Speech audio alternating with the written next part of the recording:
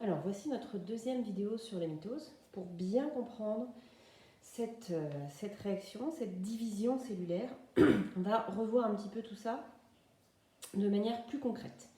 Donc d'abord, je vous ai présenté ici une paire de chromosomes, puisqu'on a vu maintenant que les chromosomes étaient constitués de 2 chromatides.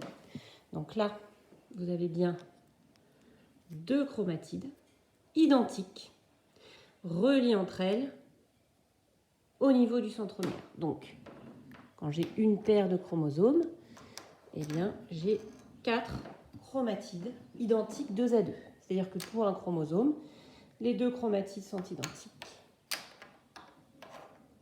Voilà, j'ai 2 chromosomes, une paire de chromosomes.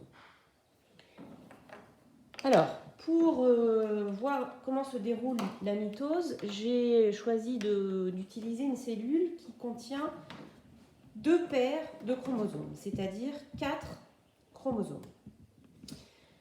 La cellule, comme on l'a vu déjà, dans son état le plus couramment, quand elle n'est pas en division, l'ADN est décondensé, c'est-à-dire qu'elle est complètement déroulée. Et voilà à quoi ressemblent nos chromosomes. Donc là, on a 2 paires de chromosomes dans cette cellule qui sont décondensés. La cellule n'est pas en division. Quand elle va se diviser, la première étape de cette division, qu'on appelle la prophase, va consister en la condensation, c'est-à-dire l'enroulement très serré des molécules d'ADN pour former donc les chromosomes. Donc dans la prophase, notre cellule avec 2 paires de chromosomes contient 4 chromosomes. On les voit bien distincts les uns des autres au début de la mitose. Donc là, la cellule est prête à se diviser. On est dans la première étape de la mitose, la prophase. L'étape suivante est la métaphase. Donc lors de la métaphase, on l'a vu, les chromosomes vont venir s'aligner au niveau du centromère à l'équateur de la cellule, c'est-à-dire au centre de la cellule. Donc là, on a bien des chromosomes à 2 chromatides qui sont alignés au niveau de leur centromère à l'équateur de la cellule.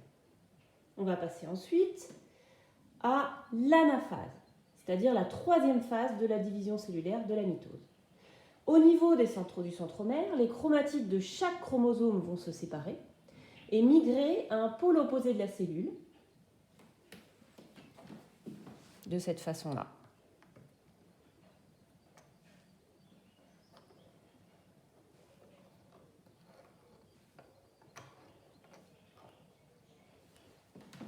On obtient donc à la fin de l'anaphase, à chaque pôle de la cellule, 2 lots de chromosomes à une chromatide, cette fois-ci, et les 2 lots sont identiques, puisque je rappelle que les 2 chromatides d'un chromosome sont identiques. Donc, cette chromatide est identique à celle-ci, cette chromatide est identique à celle-ci, cette chromatide est identique à celle-ci, et de même, celle-ci est identique à celle-ci. Donc, si je regarde bien, ici, génétiquement, j'ai la même chose qu'ici. Lors de la télophase, la dernière étape de la mitose, la cellule va se séparer en 2 cellules filles.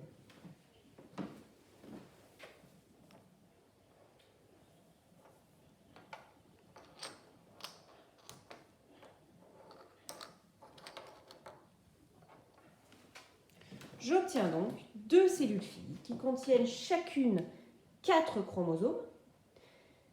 C'était le cas aussi de ma cellule mère. Sauf que mes cellules filles contiennent des chromosomes à une chromatide. Mais j'en ai bien 4. 1, 2, 3, 4. 1, 2, 3, 4. Donc de une cellule à 4 chromosomes ayant 2 chromatides, j'obtiens 2 cellules à 4 chromosomes ayant une seule chromatide.